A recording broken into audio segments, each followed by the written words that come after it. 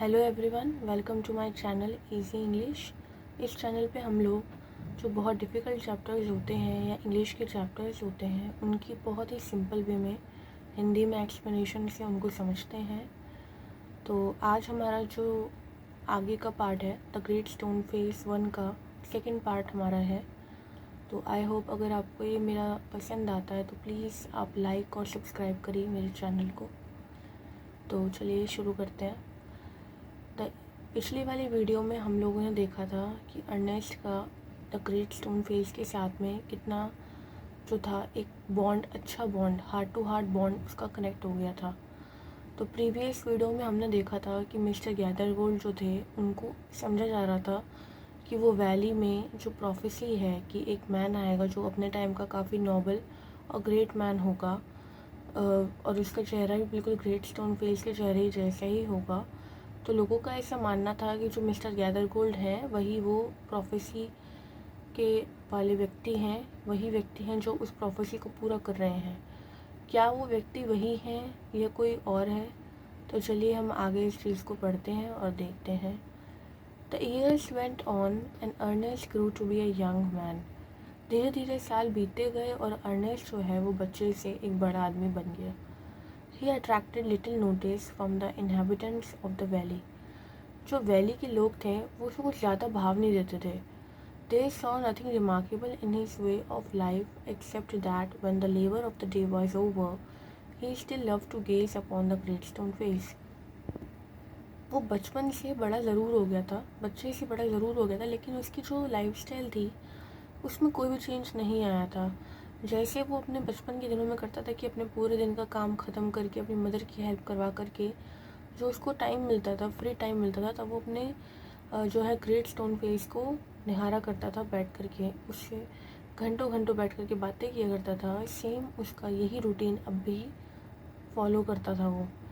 There idea was that this was a folly but pardonable because Ernest was industrious kind and neighbourly.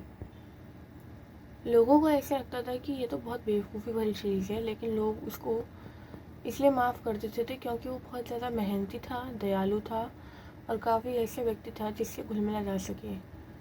They did not know that the great stone face had become a teacher to him.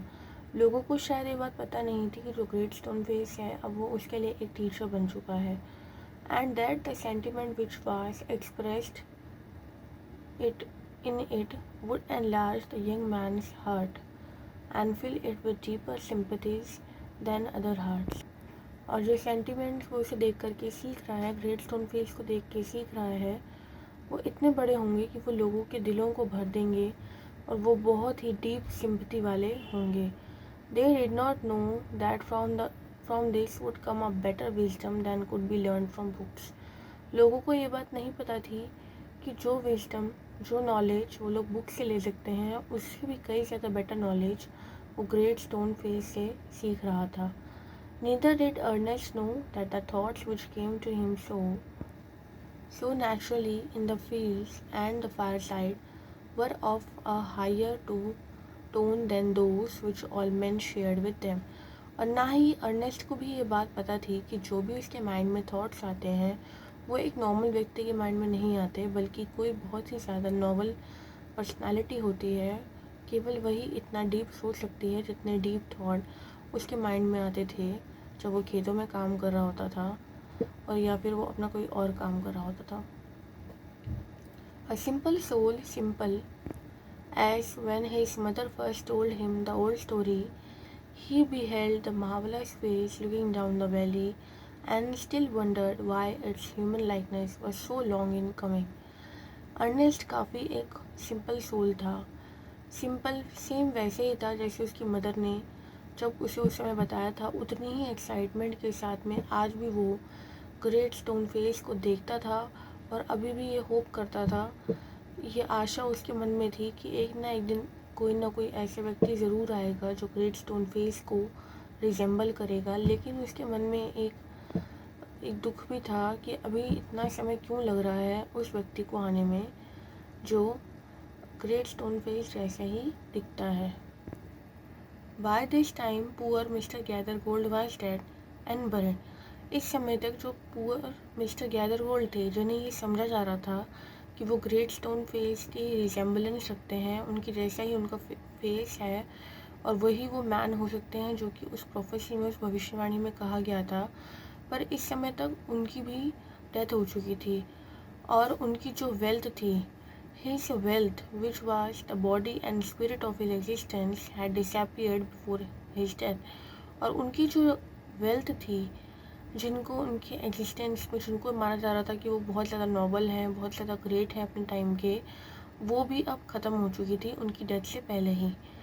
Since the melting away of his gold, it had been generally agreed that there was no great likeness, after all, between the ruined merchant and the majestic face upon the mountain.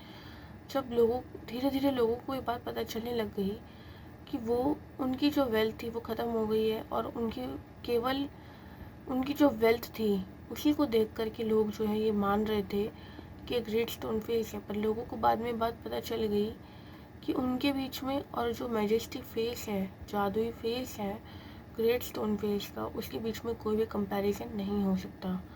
It so happen that another son of the valley had become a soldier many years before. अब जैसे गैदरगोल्ड के time पे rumour फैला था, ऐसे ही same rumour again फैला कि ऐसा माना जाने लगा कि एक और घाटी का सन है, एक और घाटी का इनहेबिटेंट है, बेटा है, जो बहुत साल पहले जा कर के कहीं और बच गया था और अब वो एक सोल्जर है. After a great deal of hard fighting he was now a famous commander. कई सारी मुश्किल भरी लड़ाइयाँ लड़ने के बाद अब वो व्यक्ति एक कमांडर बन चुका है, बहुत ही फेमस कमांडर वो बन चुका है. He was known on the battle field by the name of blood and thunder. उसको बैटल फील्ड में, उसको युद्ध के मैदान में ब्लड एंड थंडर नाम से जाना जाता है. ब्लड एंड थंडर नाम उसका युद्ध के मैदान में, मीन्स उसकी फाइटिंग स्किल इतनी अच्छी थी कि उसके आसपास के लोगों ने उसको एक अपना नाम दे दिया, blood and thunder. Old and tired now, he had lately expressed a desire to return to his native valley. अब वो बहुत ही ज़्यादा बूढ़ा हो चुका है और थक चुका है, पर उसने अपनी एक जो है विश एक्सप्रेस करी कि वो वहीं पर जाना चाहता है जहाँ पर उसका जन्म हुआ था.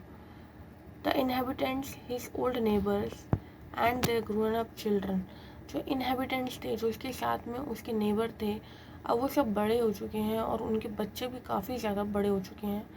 प्रिपेयर टू बिकम, वो सब बूढ़े हो चुके थे. उसके जो नेबर थे, उनके इसके साथ जो रहने वाले थे, और उनके भी इवन जो बच्चे थे वो भी बहुत ज़्यादा बड़े और जवान हो चुके थे. Prepare to welcome the renowned commander. उन सब ने, जो उसके साथ में रहने वाले लोग थे, उसके जो फ्रेंड्स थे, नेबर थे, उन सब ने उसके वेलकम के लिए काफ़ी ज़्यादा तैयारियां करी. It was being sad that at last the likeness of the great stone face had actually appeared. और ऐसा कहा भी जाने लगा